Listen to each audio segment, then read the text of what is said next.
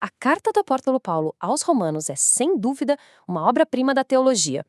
Mas olha que interessante, antes de mergulhar nas ideias mais profundas, ele faz algo que a gente não esperaria.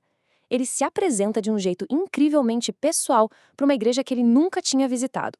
Vamos desvendar juntos por que essa introdução, que poderia parecer só uma formalidade, é na verdade a chave para a gente entender toda a missão dele. Vamos pensar um pouco nisso. Paulo nunca esteve em Roma. Ele não conhecia aquelas pessoas cara a cara. Então, por que uma carta com um tom tão íntimo? A resposta é uma mistura genial de estratégia missionária com um cuidado pastoral de verdade. Ele precisava, de alguma forma, construir confiança com uma comunidade que só conhecia o nome dele, sabe? Criar uma ponte para a mensagem grandiosa que ele estava prestes a compartilhar. E que lugar era Roma, hein? O centro de tudo, o coração pulsante do império. Mas para Paulo, a cidade não era o objetivo final. Era um ponto de partida, um trampolim. Os olhos dele estavam fixos lá na Espanha, nos confins do mundo que se conhecia na época. Para ele, o Ocidente era um campo missionário novinho em folha. E para uma missão tão ousada, ele precisava de um quartel-general, de uma base de apoio. E essa base só podia ser Roma. Ok, então, como ele planeja conquistar o apoio dessa igreja tão fundamental? A gente vai seguir os passos da estratégia dele. Primeiro, vamos ver o desafio que era escrever para estranhos. Depois, como ele usa o poder da gratidão para criar laços. Em seguida, o desejo dele por uma parceria, uma troca, e não uma imposição. A gente vai descobrir que dívida era essa que movia ele. E, por fim, vamos juntar tudo e ver o que isso revela sobre o homem por trás da missão. Bora começar então pela primeira parte, uma carta para estranhos. É aqui que a gente vai entender por que Roma era a peça-chave no grande tabuleiro da missão de Paulo. Paulo pensava como um verdadeiro estrategista. A jornada até a Espanha seria longa, difícil, e ele sabia que não conseguiria fazer isso sozinho. Ele precisava de aliados. Por isso, essa carta é quase como uma apresentação de projeto. Ele está abrindo o coração e a teologia dele para que a Igreja de Roma não só aprovasse a ideia, mas embarcasse junto com ele como parceira nessa missão de levar o Evangelho até os confins da terra. Agora a gente entra na segunda parte, um coração de gratidão. Aqui a gente vê a diplomacia de Paulo em plena ação, construindo pontes com algo muito poderoso, a oração. Olha só como Paulo começa. Ele não chega com autoridade exigindo ser ouvido. Pelo contrário, ele começa com um elogio sincero, celebrando a fé dos romanos. Uma fé que, vale lembrar, não foi ele quem plantou ali. Em vez de qualquer tipo de ciúme, ele demonstra uma alegria genuína pelo que Deus já estava fazendo naquele lugar. Isso é uma verdadeira aula de humildade e sabedoria pastoral. A estratégia dele fica bem clara, né? Ele agradece por um trabalho que ele não iniciou, mostrando um coração livre de inveja. Ele faz questão de dizer que ora por eles sem parar, criando uma conexão espiritual profunda. Ele não impõe, ele convida.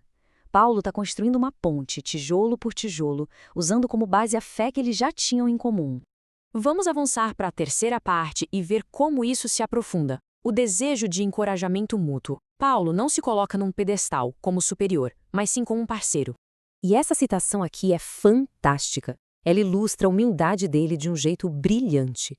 Pensa só, o grande apóstolo Paulo, talvez o maior teólogo da igreja primitiva, dizendo que ele quer ser confortado e fortalecido por eles. Ele não se via como alguém que já sabia de tudo, incapaz de ser abençoado por outros. Ele queria ser igreja com eles, numa troca de verdade. É uma lição poderosa sobre liderança e o que é ser comunidade. E aqui a gente vê uma tensão fascinante. Paulo conta que muitas vezes planejou visitar os romanos, mas foi impedido. Isso nos mostra um homem de ação, cheio de planos, mas que ao mesmo tempo se submete a uma vontade maior. A estratégia dele era ótima, mas ele sabia que o tempo de Deus é soberano, e ele estava disposto a esperar. Chegamos agora no motor de tudo isso, na quarta parte, a dívida urgente do Evangelho. Qual era a força que impulsionava Paulo com tanta intensidade? Para a gente entender essa motivação, primeiro a gente precisa sacar os termos que ele usa. Quando Paulo fala de gregos, ele não está falando da etnia. Naquela época, grego era sinônimo de alguém culto, que tinha a mentalidade e a cultura helenística. Já o bárbaro era quem falava uma língua considerada rústica, os incultos. No fundo, o que ele está dizendo é todo mundo, os sofisticados e os simples, os educados e os não educados. E aqui está o coração da motivação dele. Paulo se sentia um devedor, uma obrigação que o consumia por dentro. E não era uma dívida com um grupo seleto, mas com toda a humanidade. Para ele, cada pessoa que ainda não tinha ouvido o evangelho era um credor. Não importava se era um filósofo em Atenas ou um camponês lá na Gália. E é crucial entender isso aqui. Essa não era uma dívida com Deus, como se ele pudesse pagar pela própria salvação. Não, para Paulo, a salvação era um presente. A dívida era com as pessoas. A gente tem que lembrar que ele foi um perseguidor da igreja. A graça que transformou a vida dele foi tão gigantesca que ele se sentiu na obrigação de oferecer essa mesma graça a todo mundo. A graça que ele recebeu não o deixou acomodado, pelo contrário, o impulsionou. Muito bem. Vamos agora para a nossa última sessão, a quinta. O que isto revela sobre Paulo? Vamos juntar todas as peças e ver que retrato de caráter a gente consegue enxergar. Essa introdução acaba desenhando um retrato do caráter cristão. Primeiro, grato. Alguém que fica genuinamente feliz com as bênçãos na vida dos outros. Segundo, orativo, que coloca a intercessão como prioridade. Terceiro, humilde, disposto a ensinar, claro, mas também a aprender e a receber. Quarto, devedor, que sente o peso da responsabilidade de compartilhar graça que recebeu. E, por fim, ansioso, no bom sentido. Pronto, entusiasmado, preparado para servir assim que a oportunidade aparece. Então fica muito claro que estes versículos são bem mais do que um simples "Oi, tudo bem?". Eles são, na verdade, uma janela para a alma de Paulo. Ele abre o coração, revela suas motivações, sua humildade e sua paixão que queimava por dentro. Ao se apresentar desse jeito, ele não está só quebrando gelo. Ele está preparando o terreno para a poderosa mensagem teológica que ele estava prestes a revelar.